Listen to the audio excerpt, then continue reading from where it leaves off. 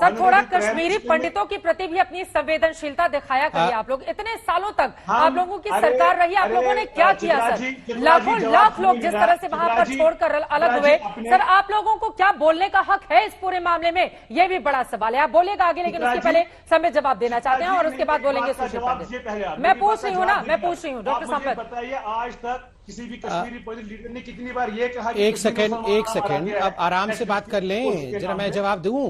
बोलिए। चलिए सुनिए चित्रा जी, अभी यहां पर नेशनलिज्म के ऊपर, नेशनलिज्म की परिभाषा क्या है, कौन कितना बड़ा नेशनलिस्ट है, इसके ऊपर चर्चा चल रही थी।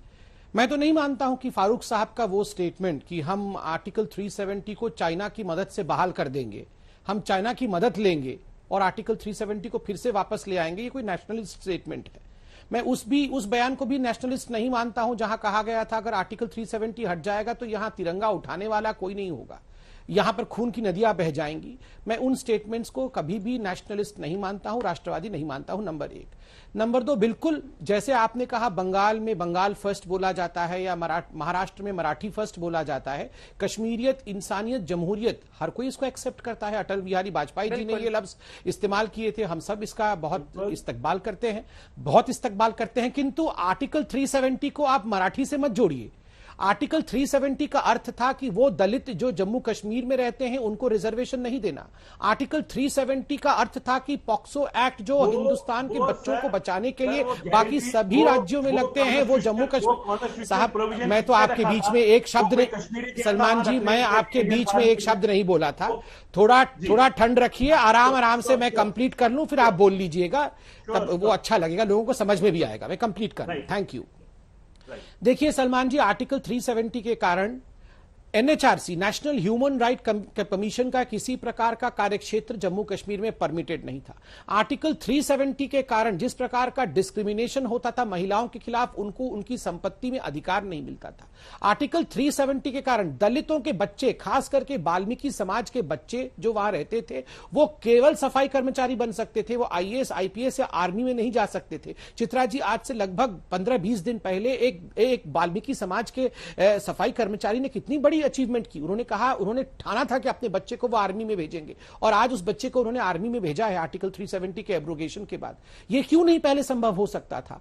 ये कश्मीरियत का अर्थ ये नहीं है कि डिस्क्रिमिनेशन किया जाएगा, मराठी का अर्थ ये नहीं है डिस्क्रिमिनेशन किया जाएगा, वो तो स्वाभिमान है। जैसे मराठत्व स्वाभिमान है, वैसे कश्मीरियत आपका स्वाभिमान है। कभी भी डिस्क्रिमिनेशन अलाउड नहीं है। इस कारण से आर्टिकल 370 हटाया गया है और इस पर लेकर कोई चर्चा की आवश्यकता नहीं है। ये सारे आपके नेशनल कॉन्फ्रेंस के इतने सारे सांसद तो मौजूद थे, सदन में मौजूद थे, भाषण भी रखा, एक्स जज थे वो, उन्होंने तो अपना भाषण भी रखा। क्या हो गया उसके बाद भी? वोटिंग तो नहीं हुई उसके फेवर में, इसलिए उस विषय पे अभी चर्चा करने का कोई लाभ नहीं। ठीक है, सलमान सागर साहब जल्दी से अपना जवाब दीजिए। हमारे साथ कांग्रेस पार्टी के नेता भी सलमान निजामी जुड़ चुके हैं। सुशील जी मैं फौरन आ रही हूं, जल्दी से 2 लाइन में सलमान सागर साहब जवाब मिल गया आपको? आपको ऑडियो नहीं आ रहा है, प्लीज आप स्क्रीन पे अगर ऑडियो। मैं कह रहा हूं, ये बार बार ये कहा जा रहा है कि हमारे वहां तब मेंबर पार्लियामेंट थे, लेकिन हमारे पार्टी प्रेसिडेंट डिटेंशन में थे। सैफुद्दीन सोद जी 9 महीने बाद डिटेंशन से रिलीज हो गए।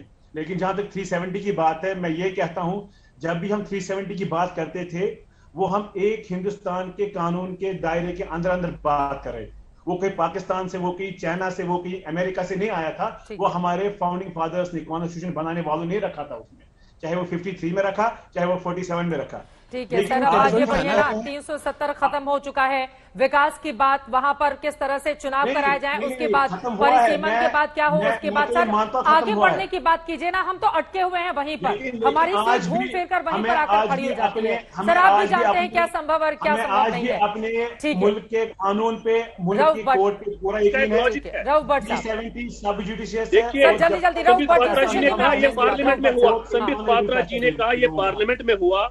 आपको ये पता होना चाहिए, जब भी कोई बिल पार्लियामेंट में पास होती थी, तब तक वो डायरेक्टली हम पे लागू नहीं होती थी जम्मू कश्मीर के लोगों पर, जब तक हमारी असेंबली उसको वेट नहीं करती। तो सर ये तो अच्छा कर दिया ना, हमारी असेंबली उसको पास नहीं करती थी। ये अच्छा कर दिया ना कि कम से कम देश एक जगह से निर्धारित हो कि केरला में क्या हो और कश्मीर में क्या हो। इसके तो आप लोगों को स्वागत करना चाहिए। नहीं, आप सुनिए, मेरी बात सुनिए। ये हक हमारी कॉन्स्टिट्यूट असेंबली का था, ये हमारे लोगों का हक था, क्योंकि ये तो हम पे हमारी किस्मत का फैसला था, हमें करना क्या है। ये तो कोई गैर कानूनी नहीं था, ये गैर ऐसा कैसा हो जाएगा, कानून नहीं ना था। हम ये चाहते, देखिए जहां तक ये बात करते हैं, ये कानून ये जो 370-35 है, हम इसलिए कहते हैं कि ये इलीगल हुआ क्योंकि ये कॉन्स्टिट्यूट असेंबली का हक था कि इसको जाना चाहिए या नहीं जाना चाहिए था।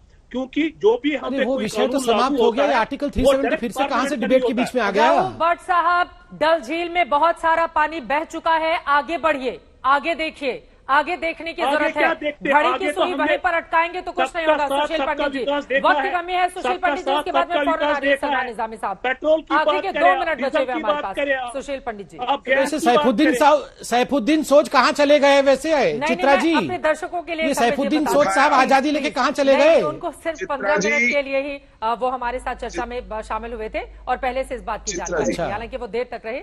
सलमान निजामी अब कांग्रेस का पक्ष रखेंगे। मैं पहले बात कर लूं अपनी, चित्रा जी आपने मुझे मौका दिया, मैं आपका आभारी हूं। आपने कश्मीरी हिंदुओं का मुद्दा उठाया, लेकिन आज की बैठक में तो कश्मीरी हिंदुओं का कोई औचित्य नहीं है। होता तो वहां पर हमारा कोई प्रतिनिधि होता ना। हम तो 2 पार्टों के बीच में फंसे हैं। एक तो वो पार्ट है जो जिहादियों की बारात आपने कश्मीर से बुलाई है, जिन्होंने हमारा निष्कासन किया, एक हिंसक निष्कासन किया, और दूसरा पार्ट वो है जो इसके ऊपर लीपापोती कर रहा है, जो इसको ढक रहा है।